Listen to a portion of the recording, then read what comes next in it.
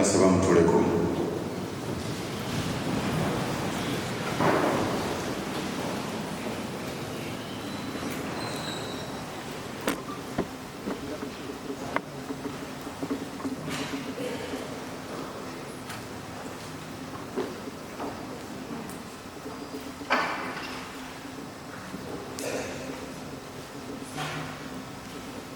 Abooluganda abaagalwa ennyo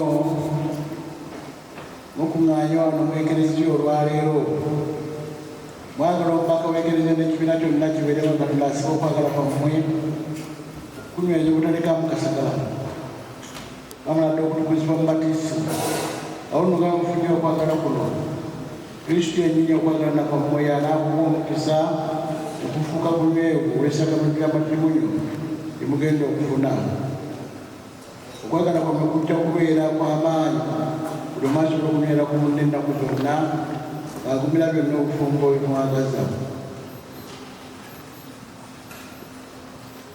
Kale nno Fred Majorin era njagala namusaba ki okufumbirwa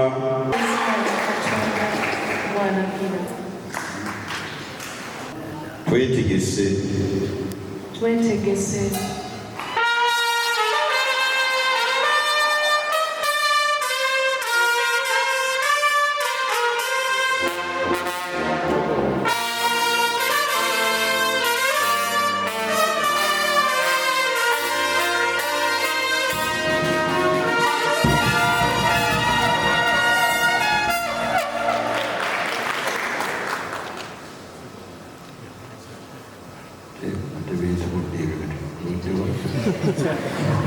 What is happening? wetegese okwagala abaana Katonda bali babawadde n'okubakumbira nga Kristo n'ekereziya ebalagira. twetegese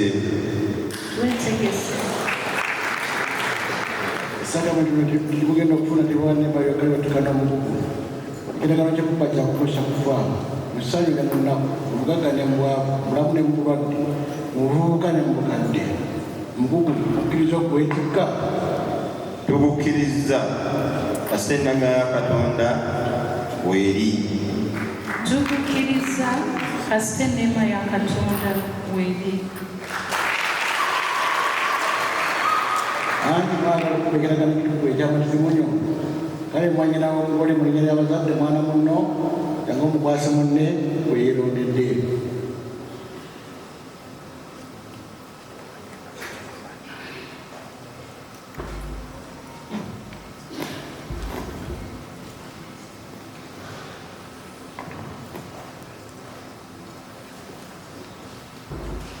Nze Mugerwa Jordan ndo mukoddomi wange Fred Nyanzi Sendamu kukwasa mwannyinaze Mukisa Majorin mufungiranwe mu bufumbo obutukuvu nga ekereziya Katonda bweragira.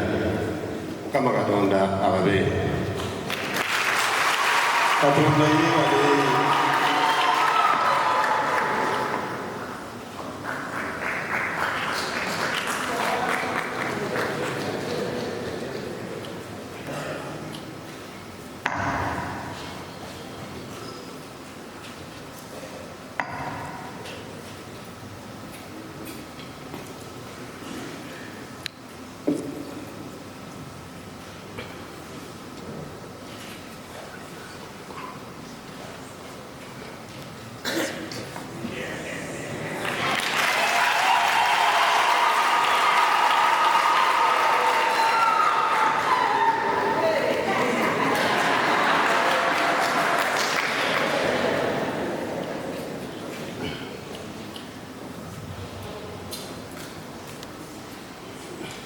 Nze Nyanzi Fred Sentamu kufuna gwe Majorin na Mukisa Katumba obeere mukyala wange kulaganya okukunywererako mu bulungi ne mu bubi, mu bugagga ne mu bwavu, mu bulwadde ne mu bulamu, era nkulaganya okukussaamu ekitiibwa ennaku z'obulamu bwange bwonna.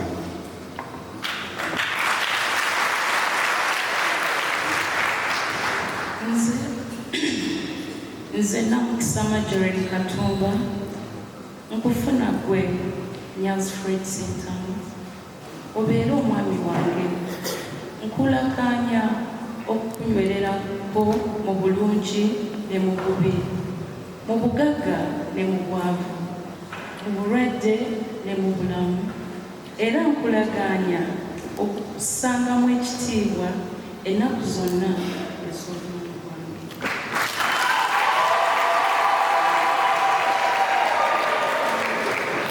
Ekiragaano kyange kino kivudde mu maaso g'Ekleziya Mukama w'ekisa akakasi abayiweko emikisa gye bano kalina kyamaze okugatta yobanga n'omu akigattulula.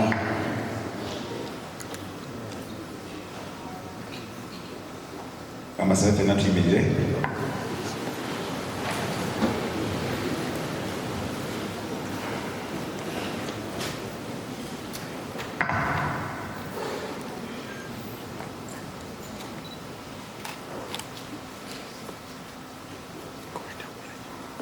Ayi Mukama w'okulira okwegayirira kwaffe Omukama abeere nammwe beegayirire. Ayi Katonda nnyini kigambo ekitukuza byonna empeta zino ziwa omukisa bano omwami n'omukyala Nyanzi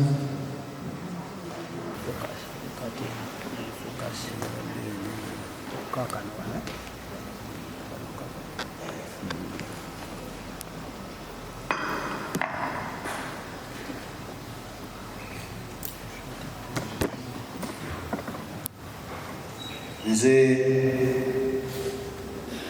munnange Marjorie Katumba kunanika empeta eno tegere nti nkwagala era nja kunywererako okutuusa okufa mu linnya lya Paati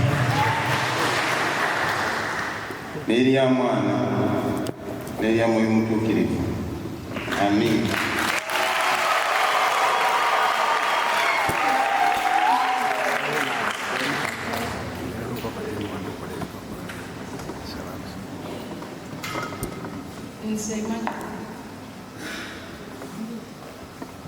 Nkunanika empeta eno y'omutuukirivu.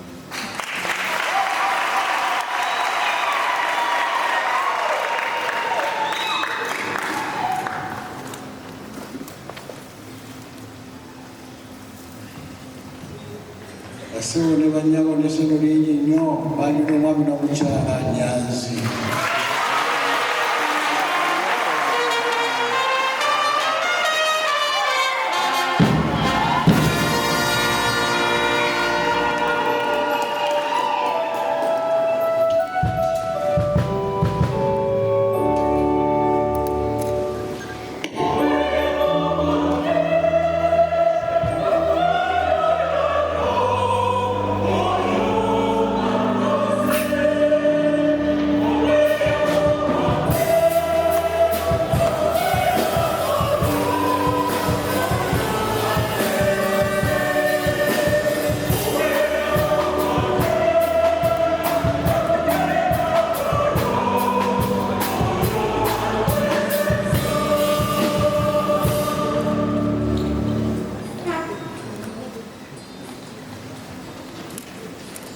Abooluganda abaagalwa, kano ke kadde ak'okuddiza Omukama n'okwebaza nga muwaayo ebirabo eby'ensimbi okuyambako n'abagole bano okwebaza nga twebaza Omukama olw'ekkula eri obufumbo bano bye batuuseeko. Bwe tunamala ebirabo eby'ensimbi tujja kuzaako ebirabo ebikalu ng'abagole baleeta omugati ne viini ate n'ebirala ebitegekeddwa. Mukadde kano nga muleeta ebirabo eby'ensimbi nja kubasaba mujje mumuyita mu lukuubo olwa wakati. Bwe mutuuka awali abagole temubagwa mu kifuba na kubakwata mu ngalo olw'okulokola obudde ate toddayo gy'ovudde dda mu mbiriizi